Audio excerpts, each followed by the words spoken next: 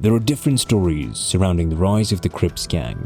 However, the generally acknowledged story about the foundation of the ruthless gang that terrorized much of Los Angeles before it spread to other areas can be traced to one man, Raymond Washington. The year was 1969, and this notorious group was founded in Los Angeles under the leadership of Raymond Washington, who was able to influence students from Washington High School into the gang.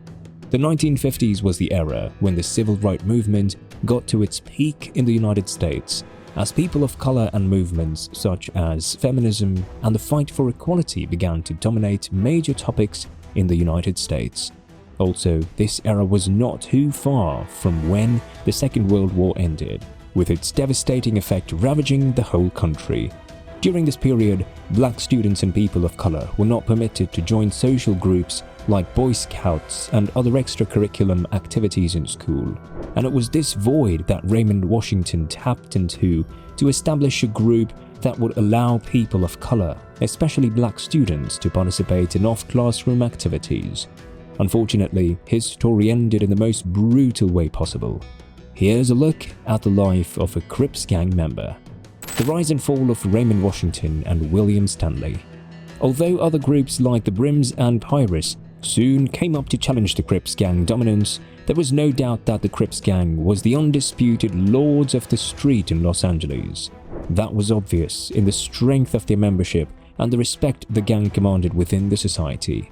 Not too long after Raymond Washington founded the Crips gang, other independent gangs that existed without connection to the Crips gang movements began to adopt the name and physical appearance of the group, especially the signature blue color. Some of them included Compton Crips, Kitchen Crips, and Five Deuce Crips. However, they maintained distinctive leaderships and sometimes engaged in gang wars. By the 1980s, the Crips gang membership had grown so big that almost all the black kids as young as 17 years old in Los Angeles were part of the gang. The emergence of rap music contributed immensely, not just to the increase in violence, but also to its popularity. The Crips gang was the #1 gang for blacks, which is why the group's growth rate was astronomical. Let's start with the story of the man who started it all. Raymond Washington was born in 1953. He was the last born of 4 children. His parents separated when he was 2 years old, and at that time, his mum remarried.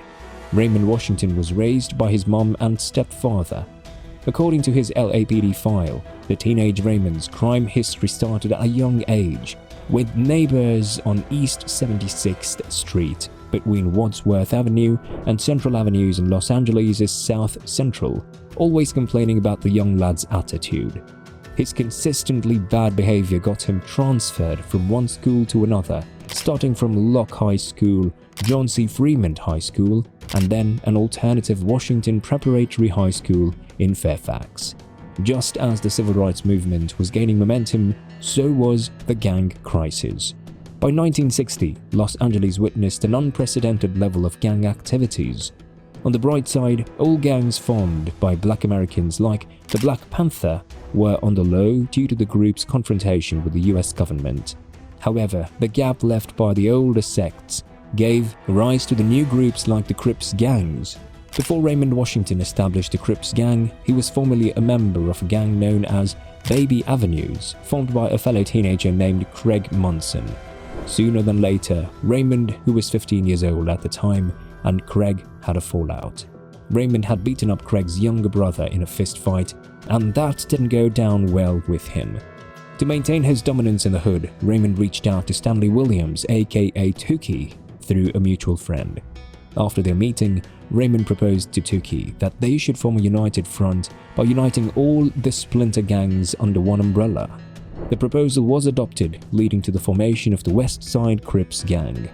After the formation of the expanded Crips gang, the group, led by Raymond, William, and Thomas, became the dominant power breakers in Los Angeles, controlling all the illegal activities within the area.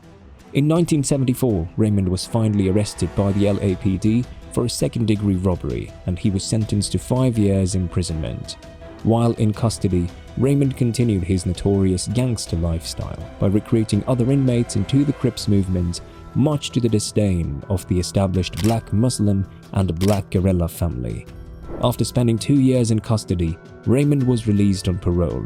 However, when he got out, he realized the movement which he had helped establish had drifted from the agenda of the organization.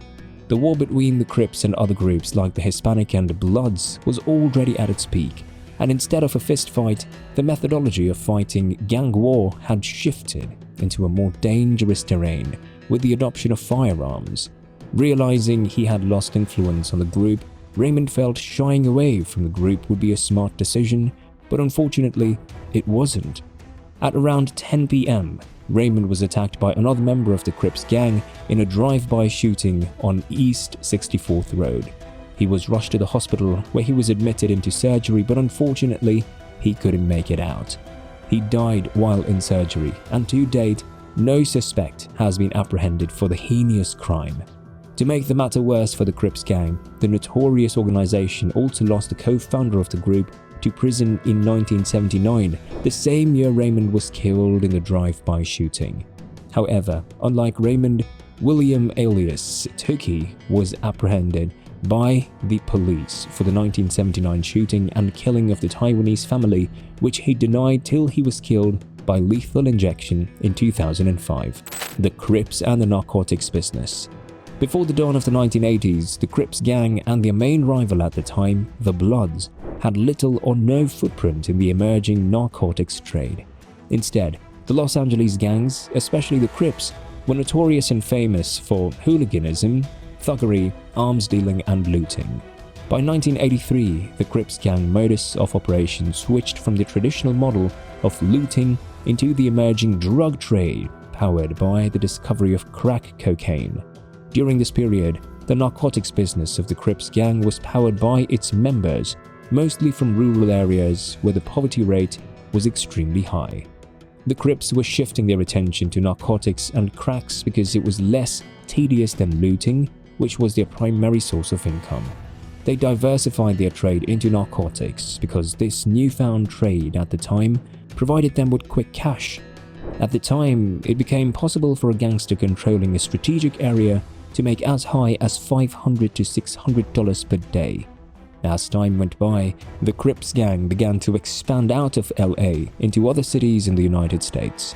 This time, they were not branching out with their famous blue collar only. They went all out into various cities which they had different ties with, and as they expanded out of LA, they were also using that opportunity to expand their narcotics trade route. The Crips gang understood the power of forming a profitable alliance with other groups. After all, the concept of the Crips gang itself was built on the principle of confederacy. As the Crips group expanded, they formed an alliance with Folk Nation, while the rival gang, the Bloods, formed an alliance with the People Nation to maintain a balance of power within the gangster world. Famous members of the Crips gang. This may come as a bit of a surprise to most people out there who are going to be finding out for the first time that some of their favorite celebrities are associated with the notorious Crips gang. On the top of the list is Snoop Dogg.